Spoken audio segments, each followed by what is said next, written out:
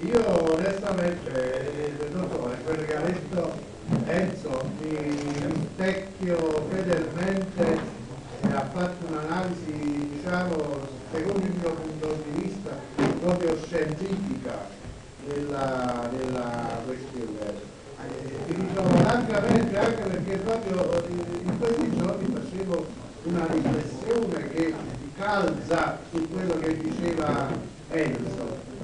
La crisi della sinistra in Italia, ma secondo me, come diceva giustamente Enzo, non è solo italiana questa crisi, ma anche europea, di quel modello, perché noi in Italia abbiamo avuto, se non ci avete fatto caso, fino all'inizio degli anni 90 abbiamo avuto una economia, un sistema economico sociale, socio-economico, quasi di stampo sovietico. Tutte le grandi aziende, lo Stato, le poste, i telefoni, l'Enel, le compagnie di società di navigazione, l'UPIM, Astamia, per scendere nel più basso, le ferrovie dello Stato. Cioè, lo Stato era dappertutto, poi il pubblico impiego che occupava migliaia di persone, e che è stata la valvola di scarico anche delle risposte occupazionali attraverso i canali concorsuali che duravano decenni, la graduatoria di un concorso che aveva aperto decenni, anche uno che risultava semplicemente idoneo aveva la speranza entro 10 anni di essere assunto. Poi c'era, diciamo, c'erano i canali clientelari, che la politica da una parte che sosteneva questo modello di sviluppo, ma che dall'altro poi si autoalimentava verso questo sistema del clientelismo all'interno di trasferimenti da nord a sud. È tutta una questione che è molto complessa spiegare, perché io l'ho vissuto, perché sono stato anche un impiegato statale e so come funzionavano le cose.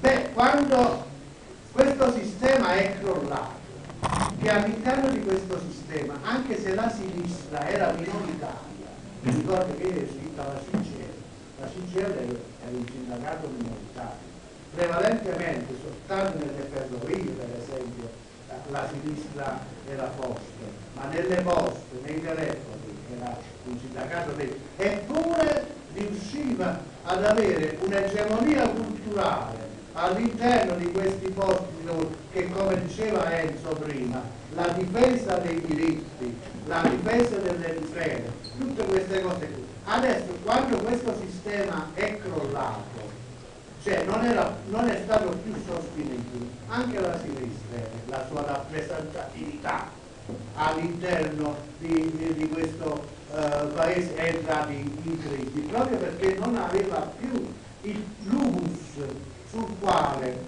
si reggeva la sinistra. E anche nella nostra città, io mi ricordo quando è entrato in crisi il sistema, a noi si diceva l'arti terra e l'arti mare. Quando questi due sistemi sono cominciati ad andare in crisi, la scuola era nel pubblico impiego, nelle imprese di Stato. E oggi questo non c'è più, ecco la sfiducia poi, che anche i più piccoli partiti, per quello che contavano, riuscivano a dare delle risposte in questi termini, poiché oggi queste risposte non possono essere più usate, perché non c'è più questa valvola di scarico, c'è la sfiducia verso la politica, verso i partiti. E mi fermo qui per quanto riguarda questa analisi più generale.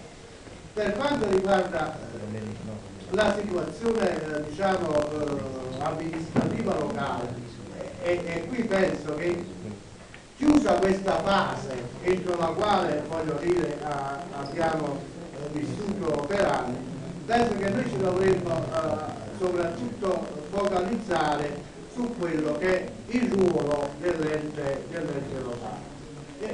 Il ruolo del comune, cioè non è che va a fare i G8 o i G20 o ci interessa la politica estera.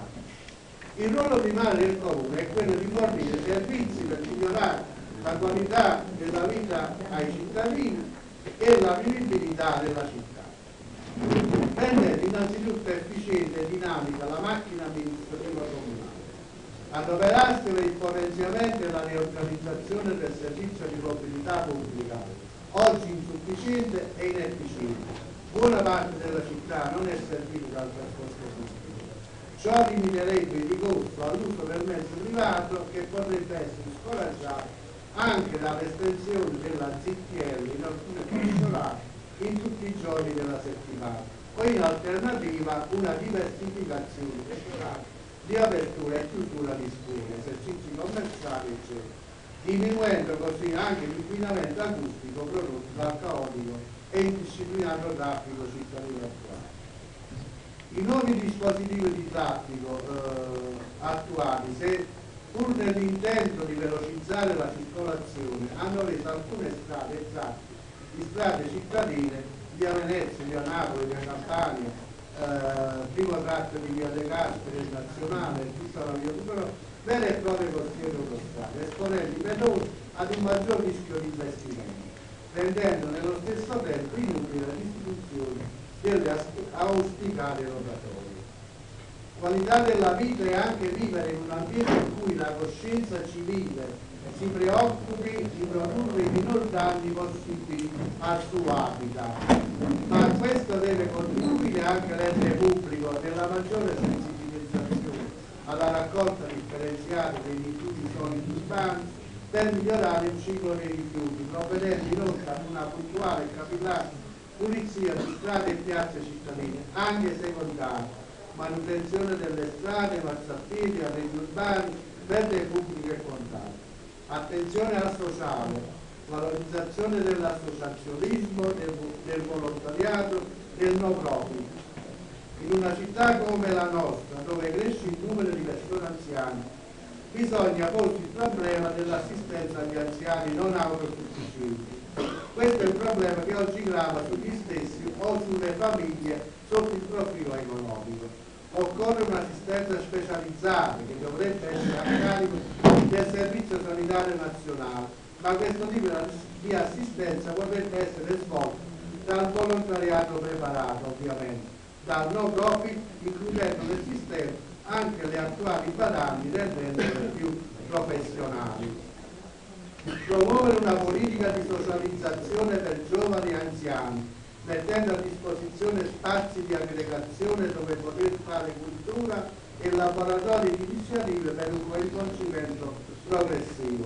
Questa è una città a due facce, di giorno è una città convulsa sotto tutti gli aspetti, di sera dopo la chiusura degli esercizi commerciali una città dormitorio, mentre altrove la sera le città sorgono a nuova vita. Riqualificazione urbana. Inutili le operazioni di ristrutturazione e abbellimento di strade o piazze davanti alla fatiscenza degli edifici che le costeggiano. Bisogna mettere in piedi un progetto compatibile con le peculiarità del territorio e i vincoli ambientali, mettendo insieme sinergie che non gravino completamente sull'ente pubblico. Attenzione all'ambiente, monitoraggio, interventi manutentivi e assidua vigilanza in difesa dell'ecosistema del Parco Vesuvio e dell'equilibrio idrogeologico del territorio per prevenire dissesti causati da abusi ed incuria. Sanità pubblica.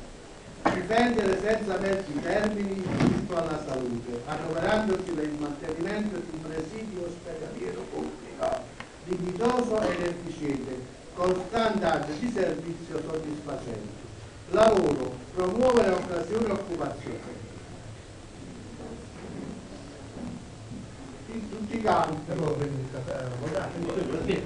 per dare risposte alle giovani generazioni, non in termini clientelari, ma creando pari opportunità che non siano quelle offerte dalla migrazione.